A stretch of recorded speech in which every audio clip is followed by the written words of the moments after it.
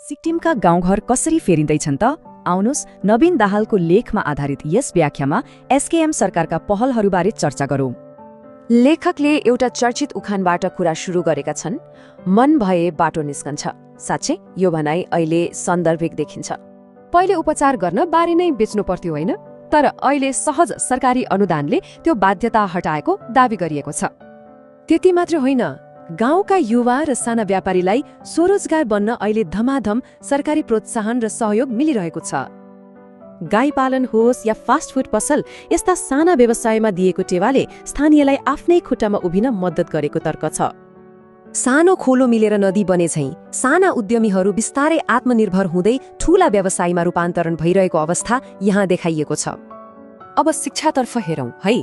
Narbahadur Bhandari fellowship जस्ता योजनाले असंख्य विद्यार्थीको उच्च शिक्षाको बाटो खोलेको कुरालाई जोड दिएको छ।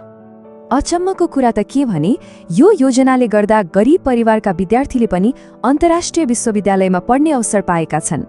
स्रोतका अनुसार विद्यार्थीको सुरक्षित भविष्य निर्माण गर्न सरकारले 50 लाख रुपैयाँसम्मको ठूलो आर्थिक सहायता उपलब्ध गराउँदैछ। यहाँ लेखकले एउटा गम्भीर प्रश्न उठाएका छन्। विगतका सरकारको पालामा सामान्य जनताका लागि यस्ता सहज अवसर कहाँ थिए? स्वास्थ्य सेवाको कुरा गर्दा विगतको महँगो उपचारको त्रासलाई चिर्दै वर्तमान सरकार साँच्चै एउटा अभिभावकै रूपमा उभिएको तर्क छ। बिरामी नागरिकको उचित उपचार सुनिश्चित गर्न अहिले लाखौं रुपैयाँ बराबरको सहयोग वितरण भइरहेको तथ्य लेखमा समेटिएको छ। यो सम्पूर्ण द्रुत सामाजिक र आर्थिक रूपान्तरणको मुख्य जस सिधै मुख्यमन्त्री पीएस गोलेको दृढ नेतृत्वलाई दिएको छ। खोक्रा भाषण भन्दा पनि ठोस कार्य र सेवा मार्फत नै सरकारले गरिबप्रतिको आफ्नो प्रतिबद्धता प्रमाणित गरेको दावी गरिएको छ।